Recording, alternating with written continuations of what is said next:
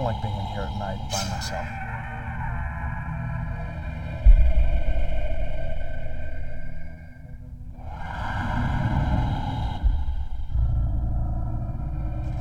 If there are ghosts anywhere, they would be here.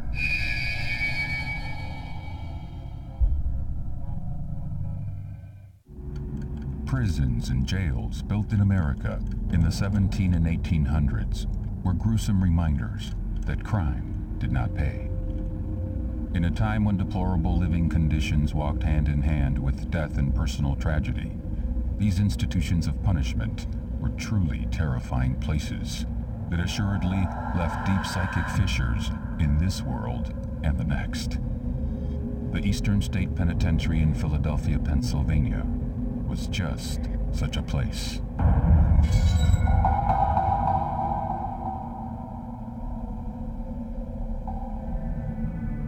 Most prisons before Eastern State was constructed were large open holding cells, and they would put everybody in together. They'd put adults in with children, men in with women, and all types of criminals. So petty thieves would be locked in with murderers, all packed into these large open holding cells. They were incredibly violent, disease-ridden. Sometimes disease would wipe out the entire prison population. There was very little sense that people would be better after they were released. In response to these wretched conditions, a new type of prison was planned. Built on an elevated cherry orchard just outside Philadelphia, the Eastern State Penitentiary was supposed to be a new and humane way to house prisoners. But in fact, it turned out to be a place of solitude and misery. In the early years, prisoners at Eastern State lived in extreme isolation. They woke up in their cells, spent 23 hours a day in their cell, went to bed in their cell, and knew almost nothing aside from this small white room. Typical sentence was about 2 years. Inmates were given some kind of simple work to do in their cells and given nothing to read except for the Bible. The majority of them were illiterate anyway. And so, in the early decades of the prison's use, the experience of an inmate would be about surviving isolation.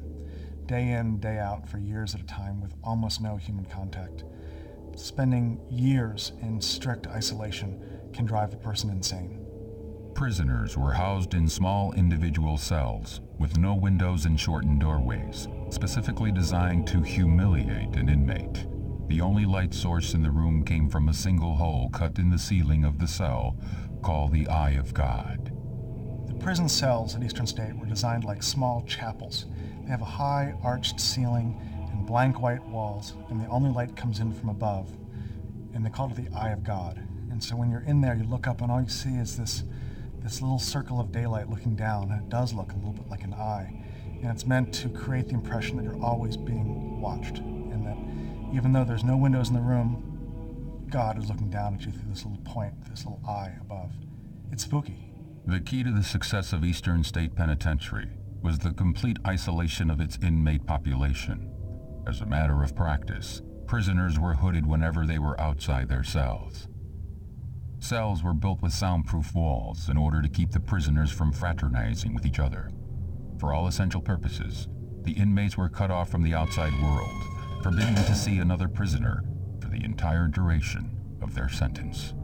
The people who ran Eastern State Penitentiary had a fetish about silence, and so even the guards pacing these corridors wore socks over their shoes to muffle their footsteps, and the carts they used to roll food up and down the hallways had leather over the wheels. They'd roll silently up and down the hallways. Inmates ate in their cells, they slept in their cells. Inmates were only taken out of their cells to bathe about once every 2 weeks, and when they did that, they had their heads covered with a hood with no eye holes, basically put a bag over their head, so that all the inmate would remember from their time at Eastern State was the 4 walls of their cell. Silence was strictly enforced at the Eastern State Penitentiary. If a prisoner was caught making any noise at all, they were severely punished. Prisoners who continually broke the rules faced stiffer and stiffer penalties. Over time, the prison's administrators had to resort to more intense forms of punishment to get their point across.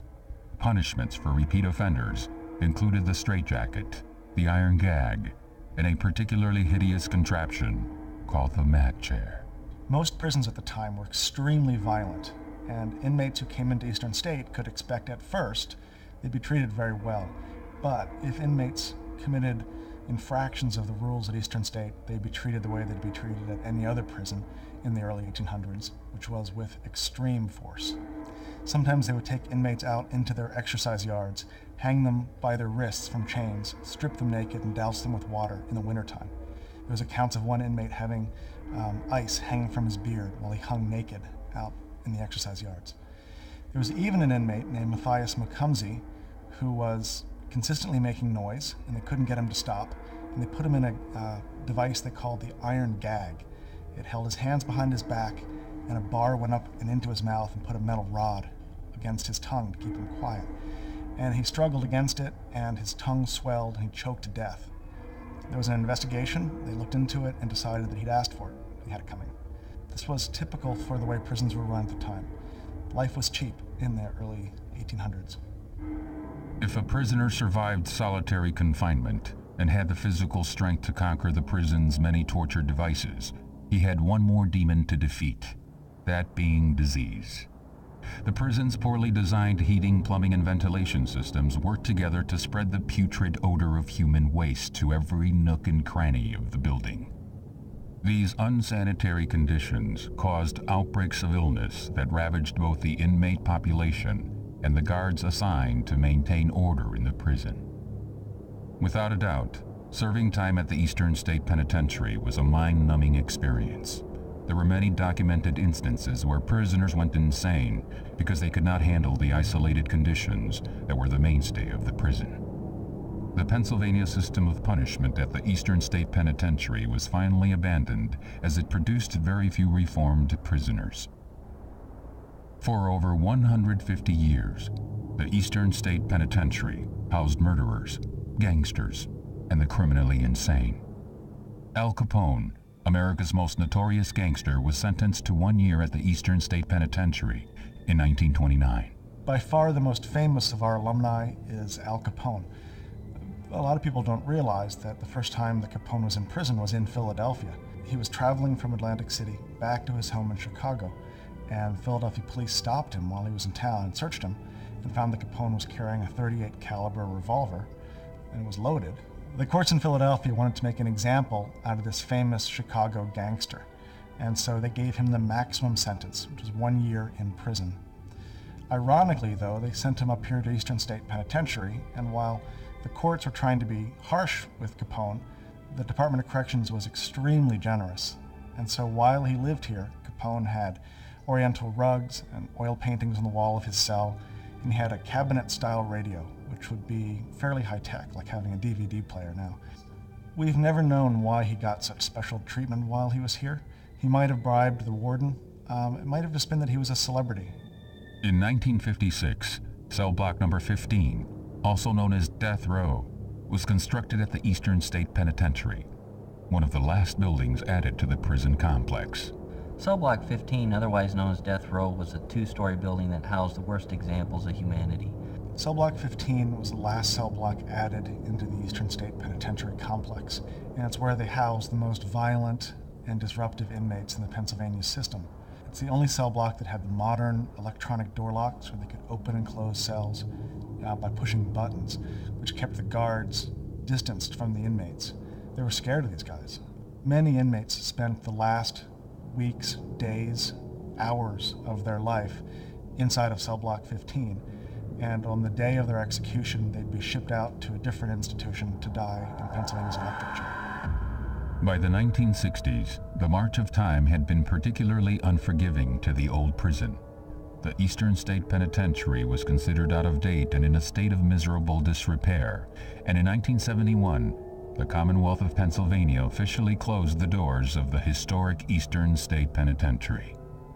Reopened in 1994 as an historic site, daily public tours are conducted at the Eastern State Penitentiary, and special ghost tours are held at night prior to Halloween.